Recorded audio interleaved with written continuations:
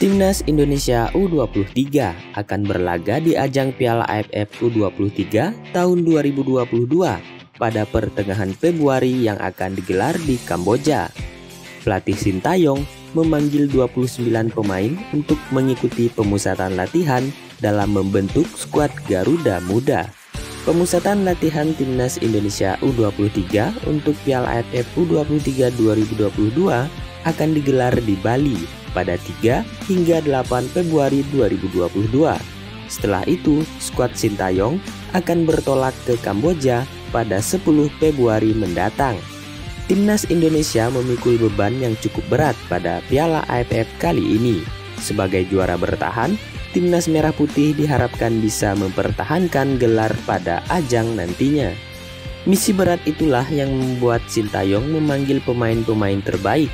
Pemain yang dipanggil merupakan wajah yang sudah tak asing karena sebelumnya pernah membela Timnas Indonesia Senior dan U23. Mengingat Sintayong hanya memanggil pemain yang bermain di liga lokal tanpa mengikut sertakan pemain yang bermain di luar negeri seperti Witan Sulaiman, Egy Maulana Fikri, Elkan Bagot hingga sang kapten Asnawi Mangku Alam Bahar. Ditinggal Asnawi di posisi bek sayap, Sintayong membutuhkan bek sayap khususnya di area kanan yang bisa diandalkan dalam bertahan dan membantu serangan. Tujuannya agar bisa memberikan permainan efektif dan transisi yang mulus. Tercatat ada 5 pemain bek sayap yang dipilih Sintayong untuk memperkuat Timnas Indonesia U23.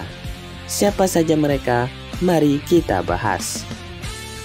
Yang pertama ada Ihsan Lestaluhu, bukan nama asing di Timnas Indonesia. Pelatih Sintayong pernah memanggilnya untuk memperkuat Timnas Indonesia U23 pada tahun 2021. Ihsan Lestaluhu merupakan bek sayap kiri yang punya kelincahan dan kecepatan berlari. Pemain yang kini membela Persipura Jayapura itu bisa jadi opsi lain di posisi bek kiri. Untuk menembus skuad inti, Ihsan Lestaluhu bakal menghadapi pesaing ketat dengan Pratama Arhan.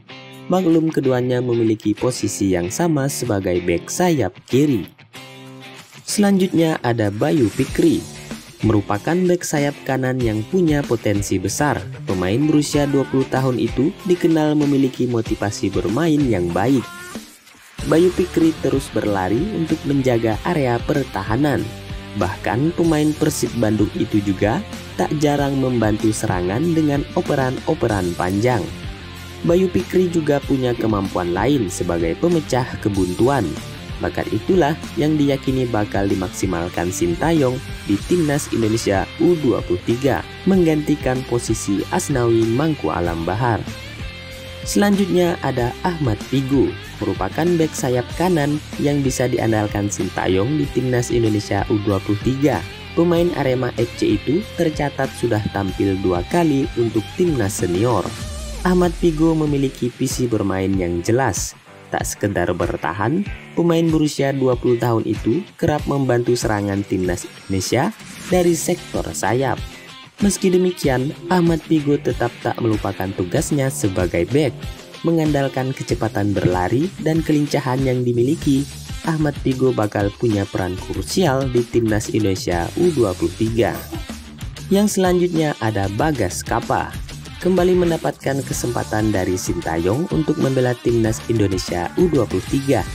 Ini merupakan kenaikan kelas dari Bagas Kapa yang sebelumnya bermain di U19.